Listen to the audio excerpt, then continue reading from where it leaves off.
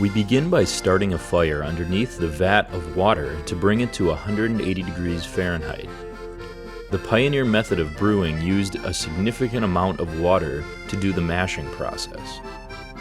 Our copper brewing hot water vat has a capacity of 65 gallons to use for brewing and cleaning our equipment. While the brewing water is heating, we weigh out the malt on an old Fairbanks platform scale.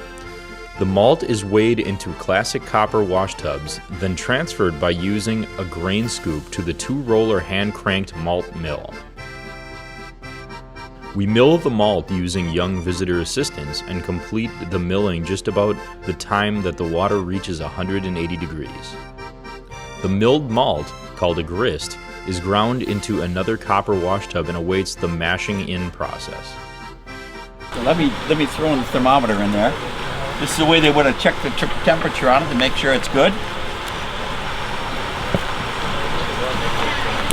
And for what we're brewing here, we make about 35 gallons of water. We don't use nearly all of it.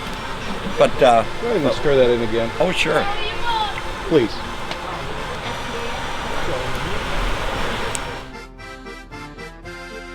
Once the vat of water reaches 180 degrees, we drain and, using a specially calibrated oak ladle, transfer 10 gallons of the water into the mash lauter tun.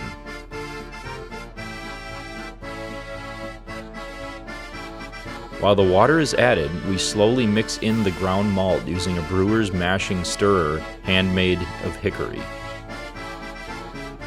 When the mashing in, mixing of water and malt, is completed, the oak mashing lautering vat is covered and allowed to rest or sit for up to an hour.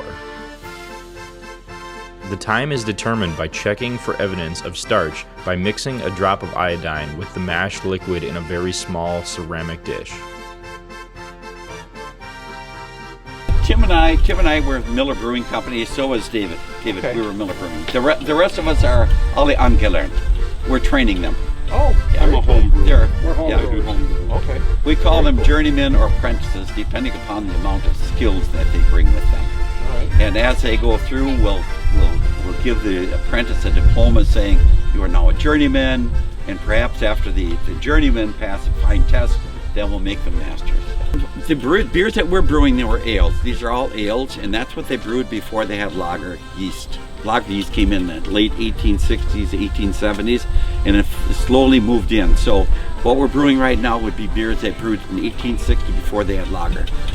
When we get to the fall, then we'll brew with lager yeast, and that'll be a Märzen or like an Oktoberfest beer, and also a Bock beer, because it'll be cool, and we can let that ferment at the cooler temperatures, and we can age it. And then we'll leave it for Dan if he wants to use at Christmas time or something like that for some event. I like that. Or we'll we'll come out when we're thawing ice out of the ponds here for our next year for our ice house, when we can brew lager all year long. We might tap the keg too. You know, it's an educational experience for them. You know, and the technology that we're using, even though it's old technology, it's the same technology that's used today in modern breweries. The only thing is that we're doing it the way they did back in 1860. Spend the entire day on a brewing day, and you'd come and you'd be put in costume and you'd basically learn, you know, working with these guys. So we're hoping that especially some of the home brewers that want to have that unique experience will be drawn to that. They love it. They just love it. You know, they look around and they talk about it, and they say, can I do this? We let the kids run the malt mill. We let the kids stir when we're mashing in, adding hops. They can add the hops and things like that, and they really become involved with it. They enjoy it. Once the rest is over, we begin filtering the wort very slowly through a filter in the mash lautering vat. The speed of this sieving process is controlled with a brass spigot. The filtered liquid, called wort, is recirculated over the top of the mash in the vat until a clear wort is running from the spigot.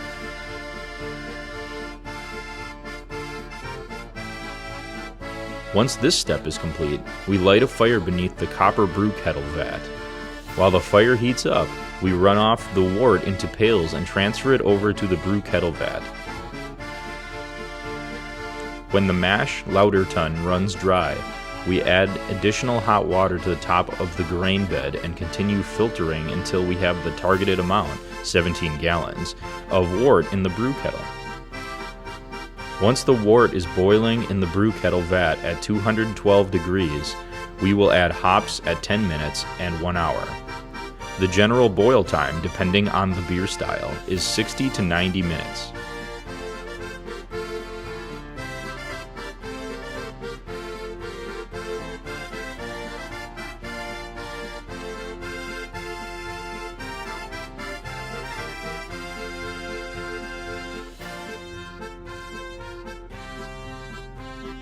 Thereafter, we ladle contents from the brew kettle vat into a cool ship.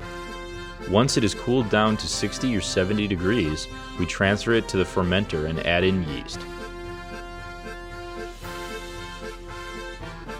And after 1 week of fermentation, we either bottle it or place it in the barrel and enjoy. Prost! Welcome to the brewery at Old World, Wisconsin.